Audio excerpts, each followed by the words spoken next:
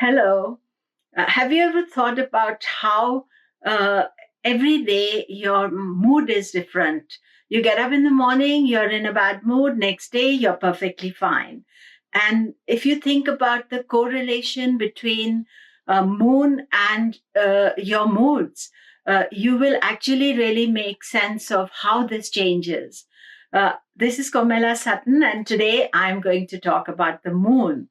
Moon has been always very important to us as Vedic astrologers. Everything is related to the moon. We have the Panchang, daily watching of the five limbs of the day. We look at moon's transit through the sky, and every day the moon is in a different place, and it directly relates to how we are feeling, how we emotionally connect to the day. So in Sanskrit, moon is called Soma. Soma means the nectar of immortality. But moon represents both our ability to collect the Soma, the nectar of happiness, of eternal peace, but also to consume it. So it is really important to understand how the moon is in your chart and how to deal with it. So obviously, there is certain aspect of how the moon is in your birth chart, and the natal chart will represent the inbuilt quality of the moon. But it is the transits that have been traditionally regarded as very important to watch. The transits, you're watching full moon, new moon, in between moon. And what really happens with the moon is that the moon waxes and wanes. Every day it is in a different nakshatra.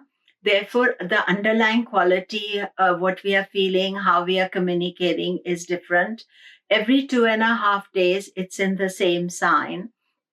But when it comes back to its original position, new moon to new moon, it's in a different sign totally.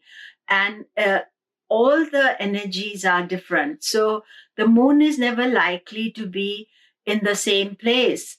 Say today, moon is in a certain way. 1 year later, on the same day, we don't know the moon is going to be in the same place. Actually, we know that moon is not going to be in the same place. It's going to be in a different place. Unlike the sun, which is steady and constant, moon is unsteady, fickle, and not constant. So what happens is that our mind gets affected by the moon.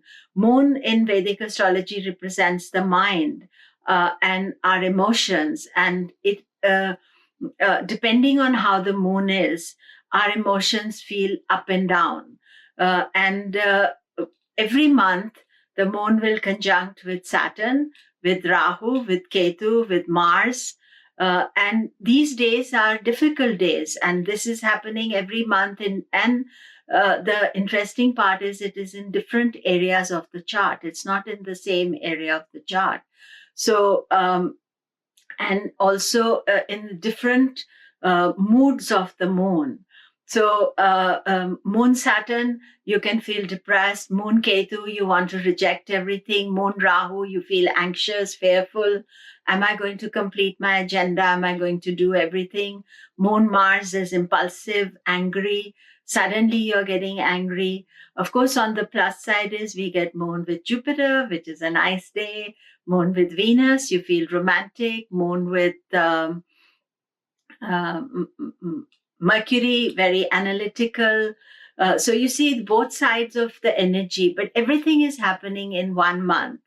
And this is why the ancients have placed emphasis on watching the moon's transit on a daily basis. So as part of this channel, I'll be talking more about the moon and how the moon reacts, and then also your birth moon. Have you got moon in Sagittarius, where Saturn is transiting just now? Therefore, you're feeling intense, harsh energy of Saturn. Have you got moon in Capricorn, where Mars, Ketu are transiting right now? So your natal moon also can get affected by these energies. So how do you balance this unsettled energy? You balance it by making sure that you are having some regularity in life. because moon is so irregular.